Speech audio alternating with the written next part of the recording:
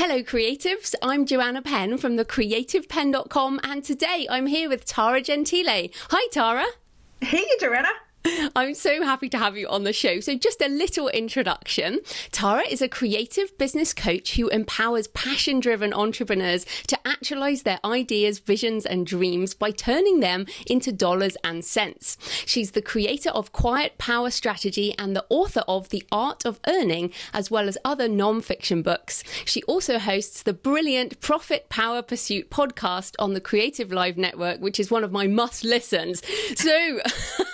And it was so awesome to meet you in Denver last year. It was just great, to connect.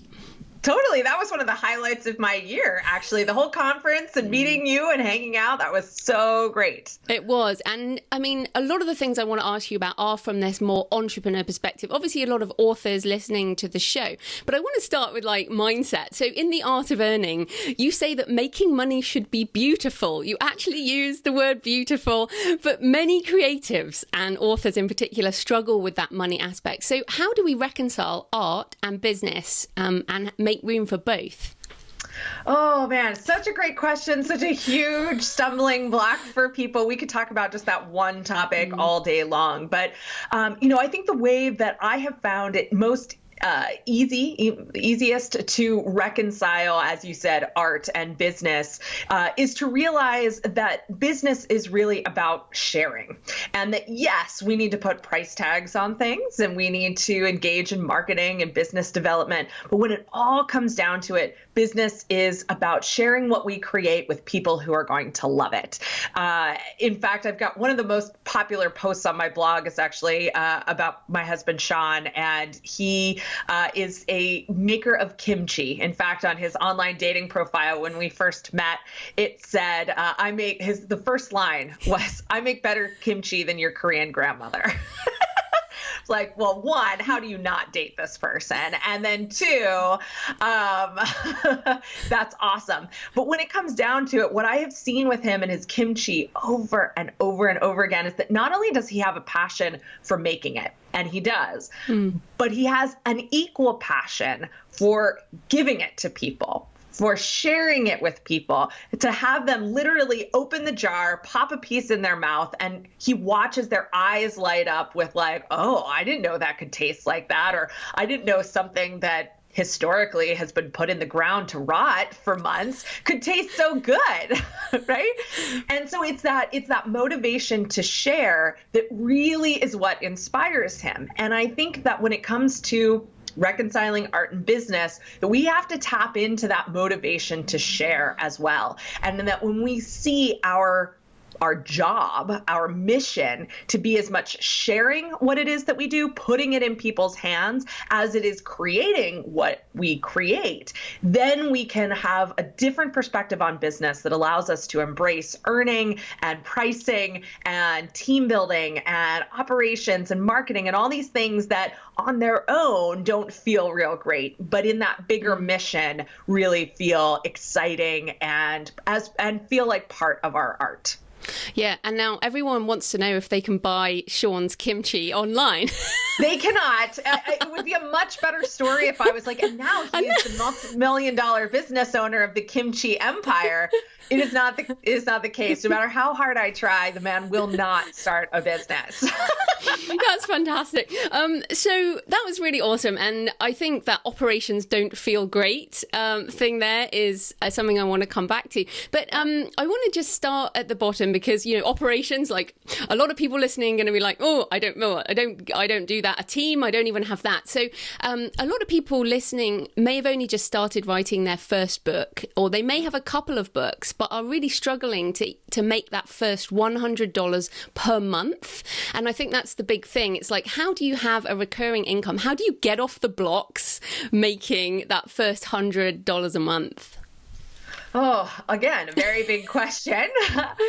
One, I think it's directly tied to what we were just talking about, is that sharing is your number one job, even more than creating. I mean, I was just talking with my community about how doing what we do is maybe what we can maybe do half of the time that we have allotted to our businesses. The other half of the time has to be running the business. And when you're just getting started, that means 100% getting out there and sharing what you do with other people. That might mean giving books away. It might mean getting on podcasts and talking about your book, whether it's fiction or nonfiction. It might be sharing on your blog or on social media, but it really is about putting what you do in other people's hands. And I think, especially when we're talking about that first $100 a month, that first $1,000 a month, even up to that first $10,000 a month point, that often means literally, physically putting what you have in someone else's hands. And I think it's very tempting to think that in this age of social media and digital marketing, that everything we do has to scale. But, Paul Graham, who's one of the co-founders of Y Combinator, talks about doing things that don't scale. And so in those beginning stages of any business, whether it's going to be a venture-funded startup or whether it's an author writing books, you've got to be willing to do those things that don't scale. Going out there and, doing book signings or speaking somewhere, reading from your work, and just putting it in people's hands. Now, if you're writing digital books, one of the things that's been really helpful for me is actually when I write a new book, I'll actually get a business card or a postcard made for that book that has either a free download link on it or a link straight to a purchase page. And I use that card as the substitute for the book itself, right? So if I'm talking about the book, if I'm reading from it, if I'm speaking somewhere, I can physically take that business card and put it in their hand, or an event organizer can put it in the tote bag for the event or whatever it might be. And I really do believe very, very strongly in that person-to-person sharing and really thinking about it on a person-to-person level, as opposed to how am I going to build an audience of tens of thousands of people? Like, that's a very different question, and it's a good question. It's an important question. But when you're first starting off, and really, like I said, all the way up to that $10,000 a month mark, I would be really focused on person-to-person sharing. That's really interesting. You've just given me an idea there, which is awesome. I love getting ideas on having a chat. But do you know BookFunnel? No. Yeah, you should know BookFunnel, right? Because the link on giving you one too. BookFunnel, which many authors are using now, it's just at bookfunnel.com. Basically, you can set up your own downloads and giveaways, and when they go to the link, they can choose how to get it to their e-reader. So it saves all the pain because everyone's got a different device, so they're different. Yeah. So this actually does it, and they do the customer service. It's amazing. Yeah. So I'm going to look at that. Yeah. So your idea and I do business cards with covers on and have them at events and things, but I haven't had a free link on even for my perma-free stuff. So awesome idea. Yeah. And using BookFunnel, you can set a maximum number as well. Oh, great. So yeah. Awesome. Yeah. My very first book, so The Art of Earning, which now looking back at it, sometimes I get so embarrassed. Like, I stand by everything in it. And at the same time, I'm like, oh, I can't believe that's still on the internet. But people still, I still get I loved it. Yeah, right. I know.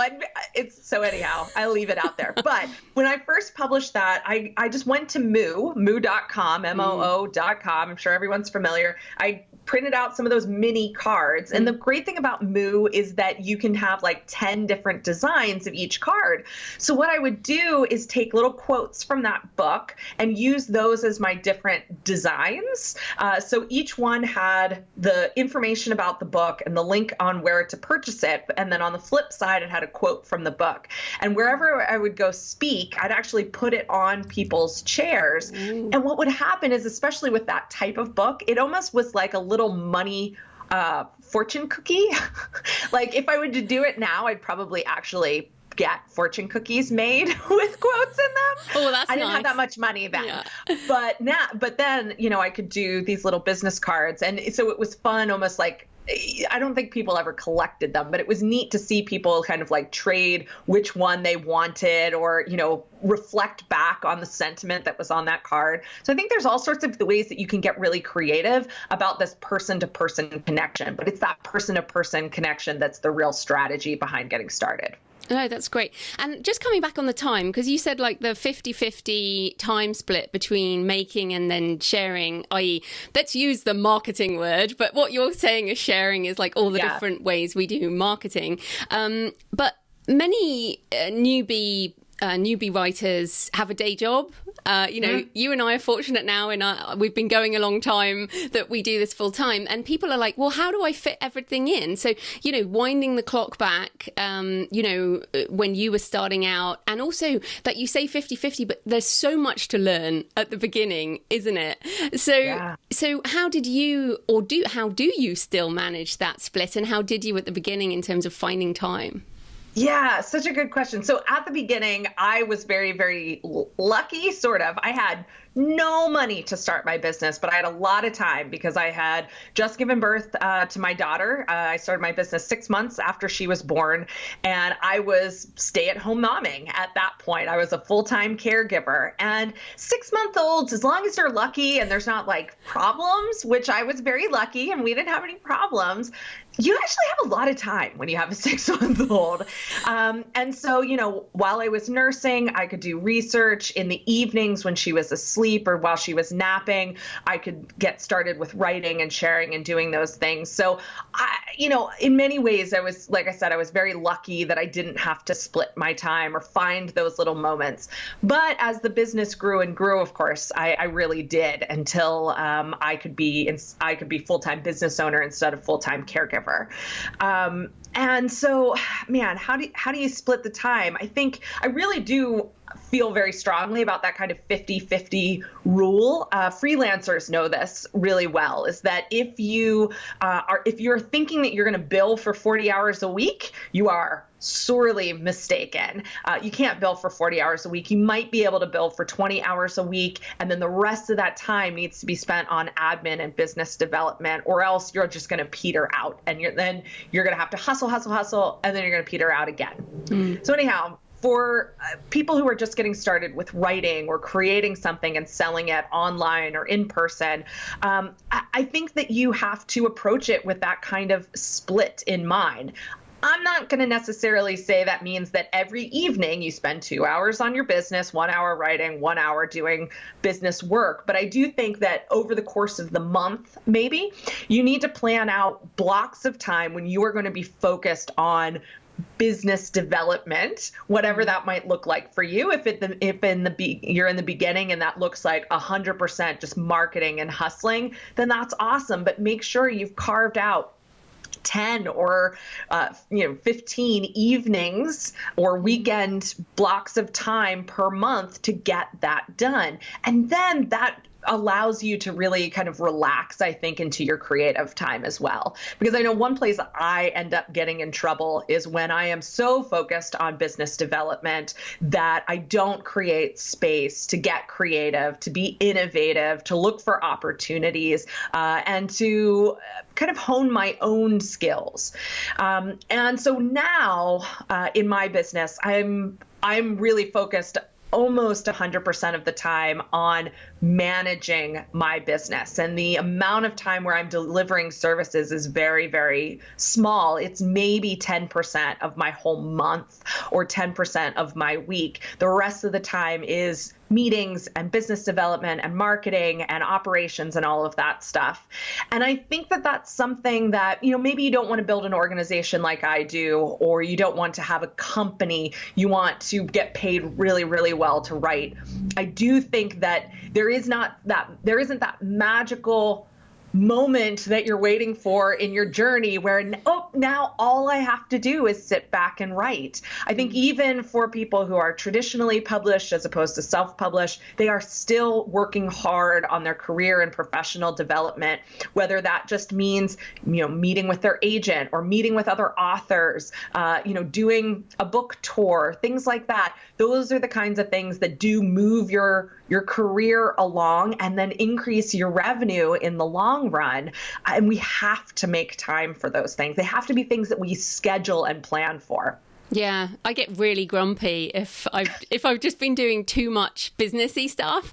I'll be like, yeah, I just need to like clear the decks and do some writing, and and it's that kind of understanding that feeling of and the thing is, a lot of people say, oh, I hate doing like accounts, and I hate looking at spreadsheets, or I hate doing advertising, or I hate doing Facebook or whatever, and there's a hate issue, isn't there? And then there's you have to love most of it. Like, I think I love 98% of what I do.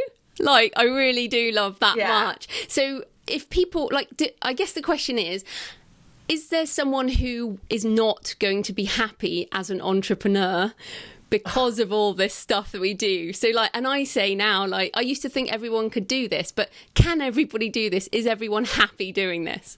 No, not everyone is happy doing this. And I'm so glad not everyone is happy doing this, because then they can come work for me. Right? That's a good or point. They can go work for my friends. Seriously. I have friends that are putting together agencies. We don't run an agency. We have a training company. And so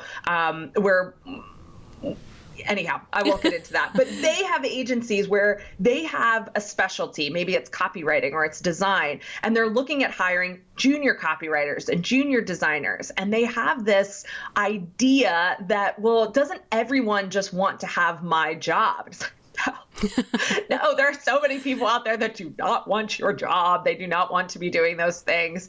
I think writers in many ways are pretty lucky in this world, because I think while there is a lot to do to put yourself out there as a self-published author, to make the money that you really can make through self-publishing and all that stuff, there's a lot to do.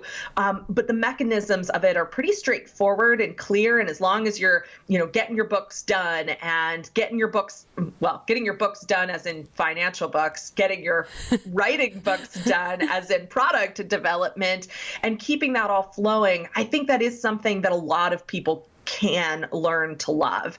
And I'll keep circling back to where I started. It's all about knowing that even when you're doing your financial books or meeting with your bookkeeper, if you have one of those wonderful people, then it's still about sharing. You are taking care of this business. You are giving this business space and time to breathe and grow, and energy, giving it energy, because you are passionate about sharing what you do with other people. If all you want to do is produce, entrepreneurship, self-publishing is not the place for you.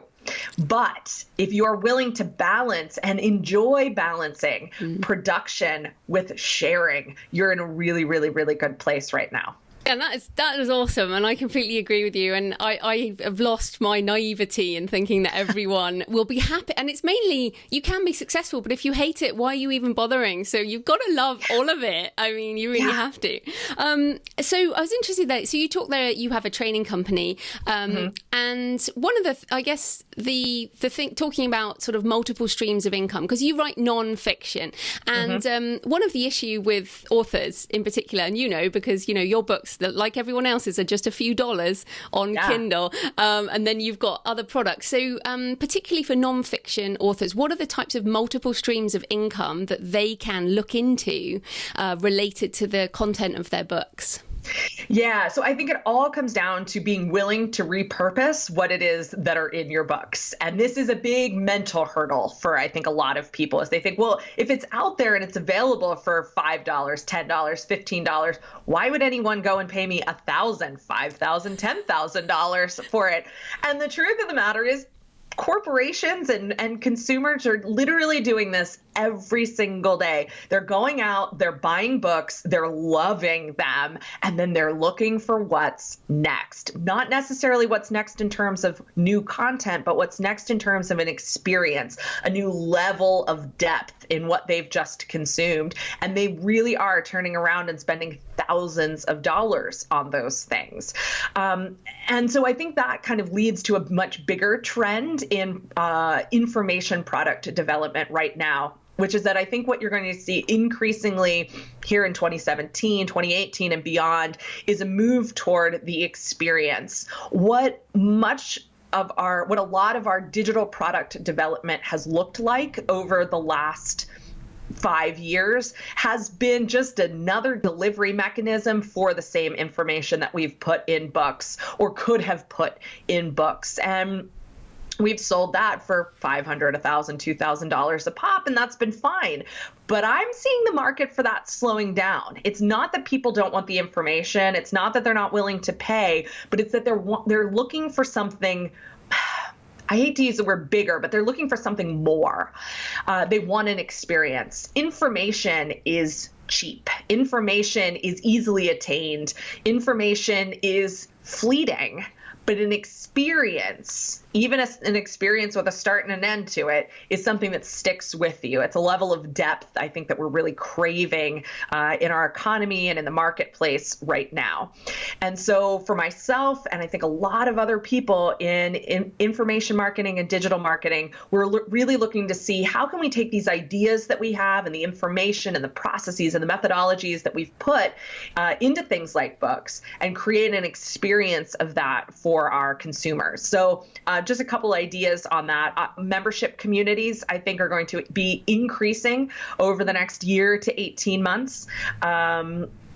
I think sort of high touch, kind of hybrid services meets information is going to grow and grow. So you're going to see a lot of people offering services in an agency format, perhaps, that also have information embedded in that. So, you could take a book and basically create a done for you version of it where you're going to educate, but at the same time, you're going to create a deliverable for your client. Mm-hmm. And then I also think that we're going to see more and more events-based experiences as well. So one thing that I'm doing in my business right now is that we've transitioned our 4-month kind of coaching program / online course into a 2-day virtual retreat where we're getting 25 people together, all going through this content, doing it in that period of time so that there's no, there's no regret at the end, like, oh man, that was great, but I didn't get any work done. No, we're doing it together, right? It's baked into it.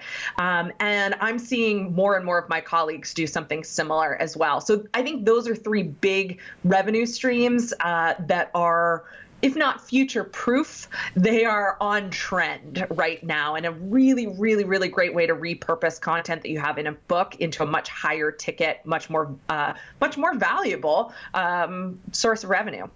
Now, it's interesting. I have 2 things to come back on that. You're in the US-based entrepreneur market. Mm-hmm. I've been aware of this for years because I learned blogging and stuff. But I started an online course in the author space the same time as everyone else did in the entrepreneur space.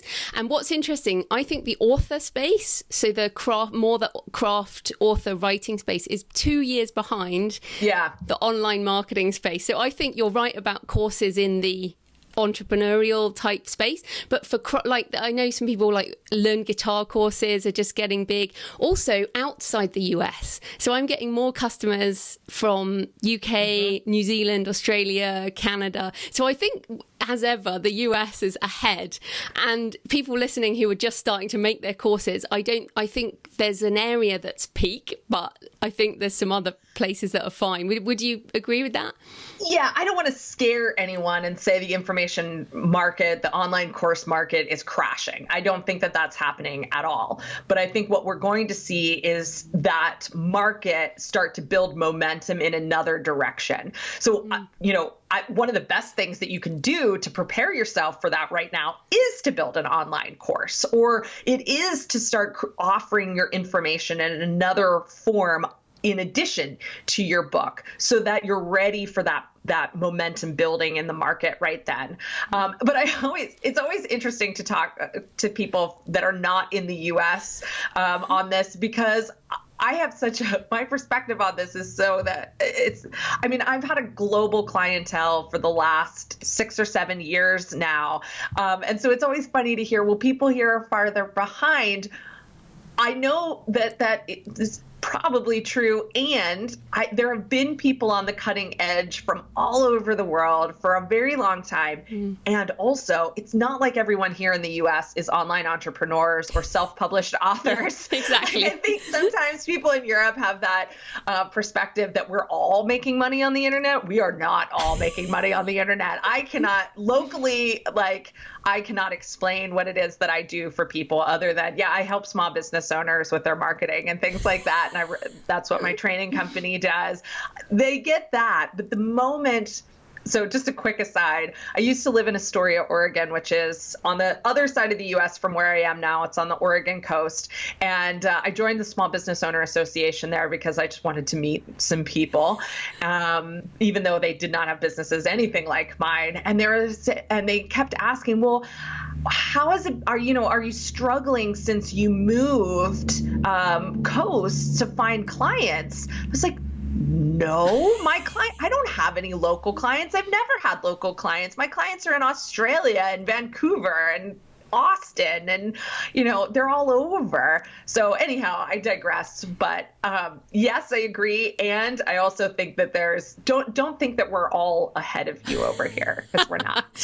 Well, in a way, it's really good because we get to go, that's coming, Yeah. But I think it's probably neat. You're right. It's probably more niche focused than country focused. So I think that's cool. Okay, so then I want to talk a bit about. You wrote a blog post on the difference between a 6-figure business and a 7-figure business, and I saw it on your presentation when you were speaking at Denver, and I was like, oh, that sounds interesting. And I read it, and it helped me make a new 10-year business plan. So thank you. Thank you for that post. And I know that many people listening won't be at that point, but if people listening are at that point, perhaps you could explain the difference between a 6-figure and a 7-figure business.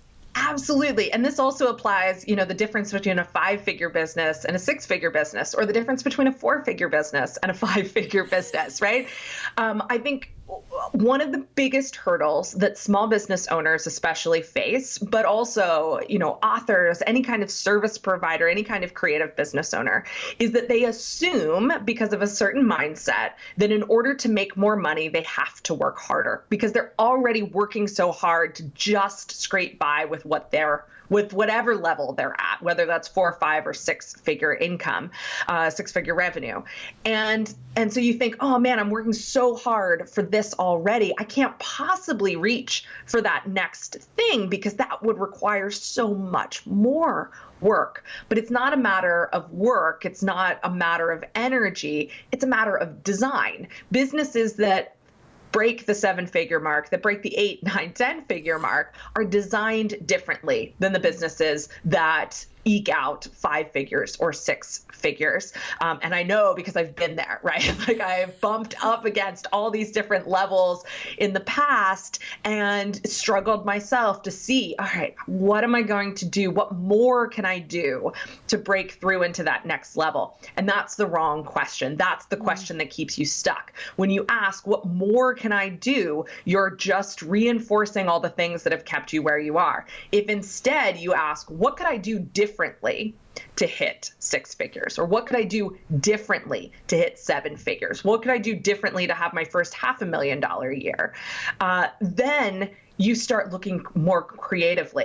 Maybe the product suite that you have right now is never going to get you where you want to go. Maybe the pricing structure that you have, the audience that you have, the team that you have is never going to get you where you have to go. You have to design a business with that goal in mind. So I would challenge everybody right now. Let's see, if you're at a 5-figure level per year, write a plan for a 6-figure business. If you're at a 6-figure business per year, write a plan for a 7-figure business. Say, literally write down $1 million. What is the simplest, fastest way for me to hit that $1 million mark? I guarantee you it's not creating 10 new products. That is the worst way to hit 7 figures or 6 figures. The best way is going to be with a few key offers that you have a clear system behind to promote, that you have a team that's going to support you, whether that's one person working with you 10 hours a week or whether it's a few people, and that you have, you have the support systems to make that happen. And that's what I really think, if you challenge yourself to think in those terms, to stop thinking, well, how could I make 10% more? Or how could I make 20% more? And you say, all right, no, what's my 7-figure plan? Or what's my 6-figure plan? Your brain does something very, very different, and it looks for a new way to get there. So yeah, I mean, that's the gist of it. I could go on and on about that, but that's the gist of it. I think that's great, because I did sit down and go, okay, because it's interesting. You said I guarantee it's not 10 new products for in the indie author space. That is the model. It is. That's true. I need 10 more books this year, and I need to put them out within the Amazon algorithm, 30-day, 60-day, 90-day cliffs. But what I want to say to people listening is that's just one model, and your model is the one that I prefer. I can't write 10 books a year. I'm just not that type of writer. Now, there are people in the audience who will do that, and who blunt force create like a ton of books every year and are doing well. But I actually think most authors are not that person. So I totally agree with you. And I was like, okay, well, to get to this level, I can either brute force create, which it doesn't feel good to me, or I come up with these different ideas. So yeah, completely love that. So what's great, you also have a podcast, Profit.Power.Pursuit, on which you interview people who have made these big jumps over time, and businesses that are doing really well, really interesting creative businesses a lot of the time. And your podcast has been named one of the top podcasts for entrepreneurs at entrepreneur.com. Congratulations on that. Thank you. So I wanted to ask you, what do you think right now in podcasting, the podcasting space, how does it fit into your business marketing and your business plan, and also your personal branding? Yeah, so I made a big switch last year. It didn't probably seem big to anybody else, but personally, it felt very big, where I decided I am not a blogger first anymore. I'm not a writer first anymore. And having been someone who's always wanted to be a writer, and I still love writing, and it's still a big part of my identity, but that was a big jump. But I decided that the podcast is something that I was proud of. It was something that I knew was needed, and it was something that it was going to allow me to connect with my audience in a way that my blog had stopped being able to connect with my audience in that way. And so I made this huge identity shift from blogger/writer to podcaster. And so my whole business content marketing strategy now is based around the podcast. And I'm still posting on the blog. I still write on the blog, like a blog, not just, transcripts or show notes or anything. I still put posts up. But those posts are inspired by the podcast. And so the podcast becomes sort of a jumping off point for everything else. They're the examples that I use when I'm doing talks, or they're the examples that I use in my blog posts, or they're stories that I tell in emails, or they're fodder for my Instagram feed or Facebook. And so I've really moved into a podcast first content model, and I love it. I just said, I was recording podcasts last week, and I said to my producer, I don't know that there is a body of work that I have created that I am more proud of than this podcast. That's awesome. I know, right? Like it was a really it was a good moment to be able to say that, because I think we've hit like the 75 episode mark. We'll be at 100 episodes here soon. And that was a big deal to realize that I felt that proud about what I had accomplished. And I'll just say kind of a couple more random things about that. But one of the things, and I think that probably podcasters or this type of podcasting and writers have in common, is that I batch all of our episodes. So we record 8 to 10 episodes at a time. Even though we just release weekly, we don't release in seasons or batches like that. We're releasing one at a time, but we batch the production of them. And what that allows me to do is actually recommit to what I want to create every time I sit down to record a batch of interviews I think similarly to how an author recommits every time they start a new book project. And that's been really, really key for me. With blogging, you start getting into this long haul, like, oh my gosh, I have to do another blog post. And then when that blog post is done, it just means another blog post is waiting that I have to write, right? But with the podcast, I'm really approaching it fresh every single time. And I'm able to say, okay, what's most important to me? What is the thing I most need to get into listeners' ears with these 8 to 10 episodes? And for me, it's been really fun to see the arc of that kind of come to fruition. And then the other thing that I have really thought about from a personal branding aspect, as you mentioned, is what it means to be an expert who is also interviewing someone, right? And because often the interview model has been used as a curation tool. So if people who see themselves as curators as opposed to experts or leaders in their industry. And I love curators. I'm all about content curation. This is not like one is better than the other. But they have a different, an interviewer who's a curator has a different perspective than an interviewer that's an expert or a leader, a thought leader in their field.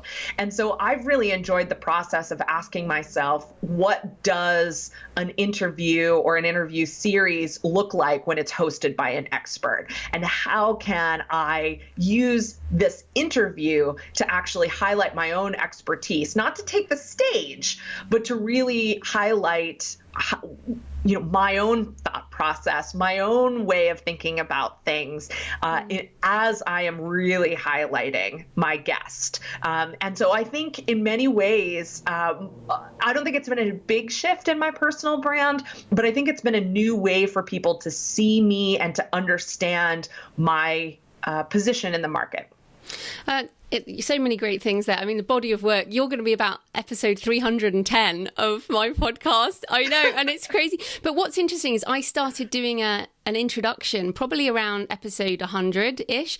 And what's interesting is people now tell me that the introduction, which can be up to 45 minutes, about what I'm doing every week. So I batch my interviews, like we're doing this early, and then every week I record an introduction to go on the front, and then I'll actually tell people what I'm creating and my own take on things. And, I might say, and, Tara says this, and, and I think that, and, and so adding on that interview at the front, I think gives also that extra balance. So people know what I'm doing, and I get so much great feedback about that bit of the show as well as the interview. Whereas before, like you said, it was all just about the interviewee. So I don't think you do that now, do you? Because you just go straight into the interview.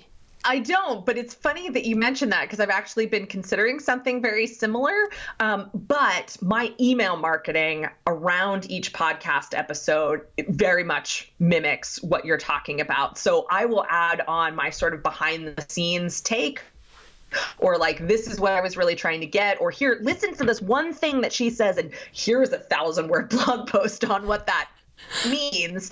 So I do the same thing, but through the written word as opposed to in front of the episode or some other way. Although another thing that I've also thought about doing is doing sort of like a follow-up episode every week.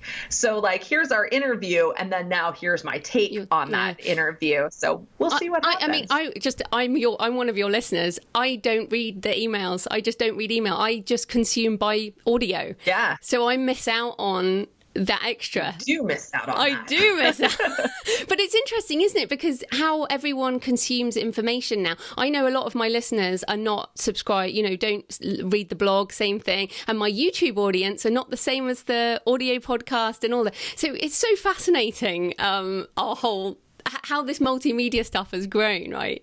Totally. And it's funny, our mutual friend, Brian Clark, has talked about how you always wanted to have the home base, and then social media is how you get people back to your home base. And even Brian earlier last year was talking about how he sees that changing a little bit now. And I think a big reason is all the, we do have a lot of more tracking now than we used to. And so your home base matters a lot less than it used to. But yeah, right now I am interested in getting getting my content into as many people's hands as possible, no matter where they're consuming it, especially if it's on Facebook, because Facebook lets us really recapture that audience over and over and over again in so many different ways. So I am predominantly putting the podcast on iTunes, blogging and emailing, and then putting as much content on Facebook, and natively putting content on Facebook as possible, not just linking to things, but uploading videos. And one thing I want to experiment with this year too is taking podcast episodes and putting them on Facebook in the form of a video. So whether it's not like an interview video like this, but just a picture where a podcast episode is playing underneath of it, just to see, like, is that another way people would consume this content? Although, to your point about not reading the emails, I saw you tweeted my article from this morning, which was an email that went out to my list as well. I saw it because I was rechecking out your website in preparation. So I saw it that way. But then I do get your emails. So I did see it. Yeah, I do get them. I much prefer content by audio. So it's so fascinating. And the other thing I do is I curate the publishing news at the beginning of every show as well, so people don't have to read a ton of blogs or whatever. So it's very interesting. Anyway, so we could talk all day. I know we could, but I feel like, so I think I have one more question. I have loads more questions I could ask, but I'm going to pick one of them, which I think is the one my audience would probably care most about, which is the introvert thing. Now, you're a professional speaker, you're confident, you're like, woohoo, radiating energy, and so do I, and you're a marketer and you're all this. And we were at this conference, Digital Commerce Summit, and we both were like, this is just a whole load of introverts in a room and nobody wants to talk to each other. So how does being an introvert fit into your brand, and how do people cope with being an introvert in this world? I think the way being an introvert comes into my brand most is that there are no excuses in my community, because I don't let anyone give me the excuse of, well, Tara, I see you out there doing this, and the other thing, or I see these people doing this, and the other thing, but I'm an introvert, and so that's not going to work for me. I'm like, no, sorry, you don't get to use that excuse with me. Big introvert here. Yes, I have a lot of energy. Yes, I'm outgoing. Yes, I love performing. Lots of introverts love performing, by the way. True. So many introverts love performing. But I need alone time. I need quiet time. I need a lot of it. Again, you can ask my husband. I need a lot of quiet time. So I think in many ways that makes online business, to me, the perfect medium for everything I want to accomplish in the world. It gives me an opportunity to perform. It gives me an opportunity to have in-depth, meaningful conversations with people like you. And it gives me a lot of time to sit behind my computer and think and internally process and deal with things as I want to deal with them, instead as they come.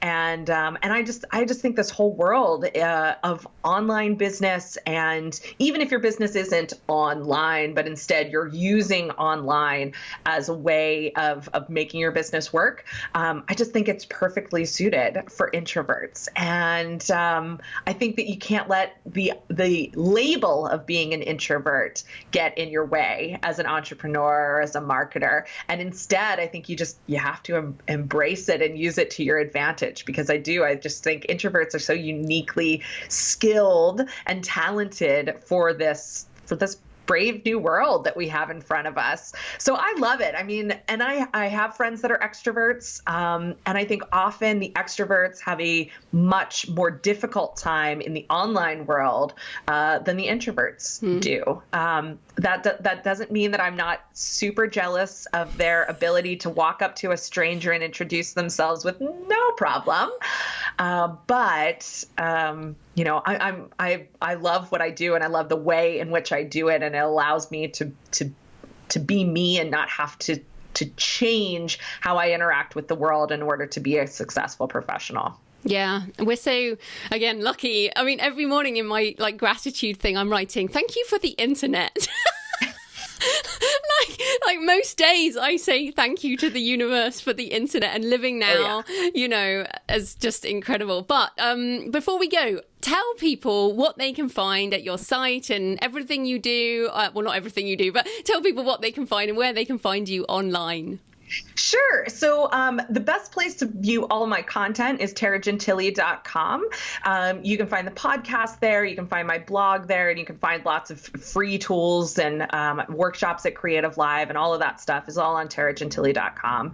And then we also do have quietpowerstrategy.com, which is the home of this methodology and process for business design that I've developed. And if people are interested in hearing more about business design, what I was talking about, making the leap from 5 to 6 figures or from 6 to 7 figures, we do have some free training around that. So you can go to quietpowerstrategy.com/revenue-catalyst, quietpowerstrategy.com/revenue-catalyst. There's a 4-part video training series there that you can sign up for. You can get a good taste of it first. If it sounds good, then you can sign up for it and get the whole shebang. And I can walk you through the process, the mistakes that people make, and then you can see if Quiet Power Strategy might be the right thing for you. Fantastic. And I'll put all the links in the show notes and on the video and stuff so everyone can find that. So thanks so much for your time, Tara. That was amazing. Absolutely. Thank you so much for having me. Such a great conversation.